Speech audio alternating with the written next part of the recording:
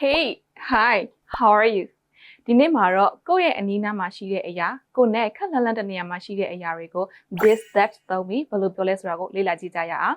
။ကိုယ့်ရဲ့အနီးနားမှာရှိတဲ့တစ်ခုတည်းသောအရာကိုပြောချင်တဲ့အခါမျိုးမှာဆိုရင်တော့ this ကိုအသုံးပြုလို့ရပါတယ်။ဥပမာလေးကိုကြည့်လိုက်ကြရအောင်။ဥပမာလေးကတော့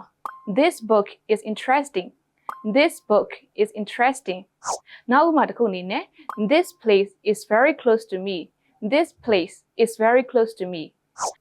ကိုယ်နဲ့ခက်လှမ်းလှမ်းတဲ့နေရာမှာရှိတဲ့တစ်ခုတည်းသောအရာကိုညွှန်းချင်တဲ့အခါဝေးကွာတဲ့အချိန်တစ်ခုမှလုပ်ခဲ့တဲ့အရာကိုပြောချင်တဲ့အခါမျိုးမှာဆိုရင်တော့ that ကိုအသုံးပြုလို့ရပါတယ်။ဥပမာအနေနဲ့